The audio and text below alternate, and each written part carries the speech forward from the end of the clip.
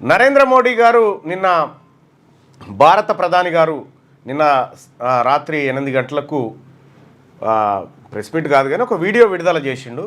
ఆ వీడియోలో నేను భారత్ పాకిస్తాన్ మధ్య జరిగినటువంటి ఈ ఘర్షణలు, ఆ తర్వాత భారత్ ఎలాంటి నిర్ణయాలు తీసుకుంది, భారత్ ఎలా దాడి చేసింది, పాకిస్తాన్ను ఎలా ఎదుర్కొంది అనేటువంటి అన్ని అంశాలను చర్చించే ప్రయత్నం చేసిండు. అయితే ప్రధానమంత్రి గారు మాట్లాడినటువంటి మాటల్ని, ఆ సందర్భాన్ని బట్టి చూస్తే ఏదో కొంత ప్రజల నుంచి వచ్చినటువంటి ప్రశ్నలు కానీ, వ్యతిరేకత కానీ, దాన్ని చెప్పాల్సినటువంటి బాధ్యత లేకపోతే ఇబ్బంది అవుతుంది అనేటువంటి పరిస్థితిలో ఆ వీడియో రిలీజ్ చేసినట్టుగా కొంతమంది అభిప్రాయపడ్డారు. అయితే మరి వాస్తవానికి కూడా నరేంద్ర మోడీ గారు చెప్పిన దాంట్లో వార్త ఏదైతే ఉందో, నేను ఈనాడు పేపర్ చదివేటువంటి క్రమంలో నాకు చాలా కన్ఫ్యూజన్ క్రియేట్ అయింది. అందులో ఒకటి, పాకిస్తాన్తో మనము ఎందుకు కాల్పుల విరమణకు అంగీకరించినాం? సో పాకిస్తానే చొరవ చూపించిందా, లేకపోతే అమెరికా ఒత్తిడి ఏమైనా చేసిందా, నిజంగా భారతే వెనక్కి తగ్గిందా? ఈ అనేటువంటి అంశాలలో ఒక కన్ఫ్యూజన్ క్రియేట్ అయింది. దానికి కారణాలు ఉన్నాయి. ఒకటేంటంటే, భారత్ తన మిసైళ్లను పాకిస్తాన్ అణ్వాయుధాలు దాచినటువంటి ప్రాంతంలో మిసైళ్లను వేసినట్టుగా, అక్కడి నుంచి ఆ రేడియేషన్ రిలీజ్ అవుతున్నట్టుగా, తద్వారా పాకిస్తాన్ భయపడి వెంటనే అమెరికాను అప్రోచ్ అయిపోయి మధ్యవర్తిత్వానికి రిక్వెస్ట్ చేయడంతో మధ్యవర్తిత్వం భారత్కు భారత్తో మధ్యవర్తిత్వం జరిపి ఈ విరమణకు అంగీకరింపజేసారు అనేది ఒక కథనం కనిపించింది. అయితే విషయం ఏంటంటే, మేము మా మిసైల్ని ఏదాన్ని కూడా పాకిస్తాన్ సంబంధించినటువంటి అంశాల వైపు తీసుకుపోలేదు అని మన భారత ఎయిర్ ఫోర్స్ ఖండించింది. అది కాబట్టి ఆ చర్చకు తావలేదు. ఇక పాకిస్తాన్లో అణుబాంబులు దాచినటువంటి చోట మన మిసైల్ పడడంతో రేడియేషన్ రిలీజ్ అవుతుంది అనేటువంటి మాట చెప్పి ఇది కూడా అబద్ధమని ఇరు దేశాలు కూడా ఖండించినాయి. సో కాబట్టి ఆ చర్చకు తావులేదు. అంటే మనం అణుబాంబులను డిస్టర్బ్ చేసినాము అనేటువంటి చర్చకైతే అక్కడ తావులేదు. రెండో అంశం ఏంటంటే, భారత్ను అమెరికా మధ్యవర్తిత్వానికి భారత్ ఎందుకు తలొగ్గింది అనుకున్నప్పుడు ట్రంప్ కూడా ప్రకటన చేసిండు. ఏమని? నా మధ్యవర్తిత్వం వల్లనే ఈ సంధి కుదిరింది, లేకపోతే చాలా విస్ఫోటనం జరిగేదనేటువంటి మాట ఆయన చెప్పిండు. సో ట్రంప్కు సంబంధించి వాణిజ్యపరమైనటువంటి ఆంక్షలు విధిస్తామనేటువంటి హెచ్చరిక భారత్కు ట్రంప్ చేయడంతో భారత్ దిగొచ్చిందనేటువంటి ఇంకో కథనాన్ని కూడా అదే పేపర్లలో చదవడం జరిగింది.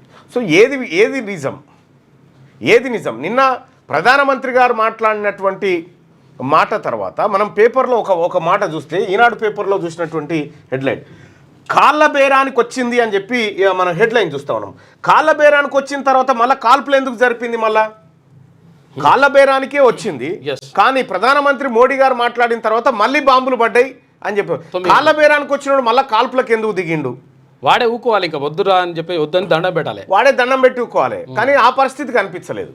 సో ఇదే ఈనాడు దినపత్రికలో మనం రెండు పక్కన చూడొచ్చు. ఇగో, జమ్మూ కాశ్మీర్లోని సాంబా జిల్లాలో సోమవారం రాత్రి కనిపించిన పాకిస్తాన్ డ్రోన్లు అంటూ ఒక వార్త ఉంది. ఇక్కడ కాళ్ళబేరానికి వచ్చిందని ప్రధానమంత్రి గారు చెప్తా ఉన్నారు. అక్కడ పోయేసరికి కాళ్ళబేరం కాదు, ఇది కాల్పులు అని చెప్పి మళ్ళీ కాల్పులు చేశారు. నిజంగా వాళ్ళు కాళ్ళబేరానికి వచ్చిరా రాలేదా అనేది పక్కన పెడితే, సో దేశ ప్రజలకు ప్రధానమంత్రి మోడీ గారు చెప్పాలనుకున్న అంశంలో కొంత ఏదో కన్ఫ్యూజన్ క్రియేట్ అయినట్టుగా మాత్రం నిన్నటి దాన్ని పట్టి అర్థమవుతా ఉంది. ఇప్పుడు మేమిద్దరిట్లలో ఎవరినో సుదర్శన్ తప్పు చేసిండు అనుకో, నన్ను కాల్చి చంపితే ప్రజలకేం సంబంధం? కాబట్టి నీ పహల్గామ్ దాడిలో పాల్గొన్నటువంటి వాళ్ళని ఇప్పటి వరకు పట్టుకోలేదు, వాళ్ళు దొరకలేదు, వాళ్ళ టాపికే లేదు. మరి ఉగ్ర శిబిరాలను మనం విధ్వంసం చేసినాం, మంచిదే చేసినాం, చేయాల్సిందే కూడా. కానీ వీళ్ళేరి ఈ అంశం చర్చకు రాలే. పాక్ ఆక్రమిత కాశ్మీర్కు సంబంధించినటువంటి అంశంలో పాకిస్తాన్తో చర్చలు ఉంటే ఆ అంశం పైనే ఉంటాయి అనేటువంటి మాట చెప్పారు. ఆ అంశం చేజారి మంచిగా పాక్ ఆక్రమిత కాశ్మీర్ మనం చేజిక్కించుకునేటువంటి అవకాశాన్ని మనమే చేజార్చుకున్నామని చెప్పి మన retired officers, army officers, air force, navy అధికారులు చెప్తున్నటువంటి మాట. సో మనం ఈ అన్ని ఆపర్చునిటీలని వదులుకొని అసలు ఈ ఆపరేషన్ సింధూర్ ద్వారా మనం ఇండియా ఏం సాధించింది, నిజంగా 27 మందిని చంపినటువంటి ముష్కర్లను పట్టుకొని నడి రోడ్డు మీద ప్రజలు చూస్తుండగా కాల్చినామంటే అట్లాంటిది వాళ్ళు ఎక్కడున్నారో తెలియదు. ఇట్లా అనేకమైనటువంటి సందేహాలు తెర మీదకి వచ్చినాయి. ఓవైపు భారత్ ఏమో మనం ఈ యుద్ధం గెలిచినాం, తుదముట్టిచ్చినాం అని చెప్తా ఉంటే, పాకిస్తాన్ దినపత్రిక చూడు ఏం రాసుకొచ్చిందో.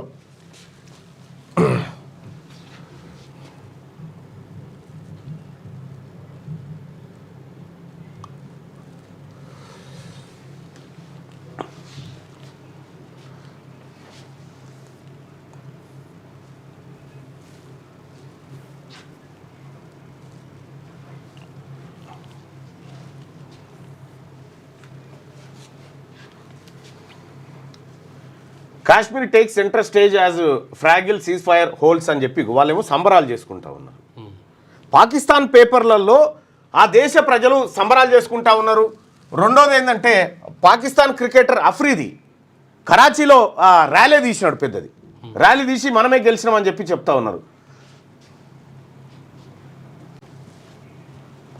సోషల్ మీడియా వచ్చినాక వాటిని పట్టించుకో. అయితే ఏం జరిగింది అనేది ఇంకా సంశయంగానే మిగిలిపోయింది. అసలు ఈ భారతదేశ ప్రజలకు ఆపరేషన్ సింధూర్ కానీ ఇటీవల కాలంలో రెండు దేశాల మధ్య జరిగిన ఘర్షణల్లో కానీ ఇంకా పూర్తి స్థాయి వాస్తవాలు తెలవలేదు అనేది స్పష్టంగా అర్థమవుతున్నటువంటి విషయం. మరి నరేంద్ర మోడీ గారు ఈ జరిగినటువంటి డ్యామేజ్ ఏదైతే ఉందో దీని ద్వారా ఎంత నష్టం జరిగింది, మనకెంత నష్టం జరిగింది, దాయాదులను ఎంత నష్టపరిచాము, ఆర్థికంగా నిన్న 6 ప్రశ్నలు మనం నరేంద్ర మోడీ గారు చెప్పాల్సినటువంటి ప్రశ్నల గురించి మాట్లాడుకున్నాం.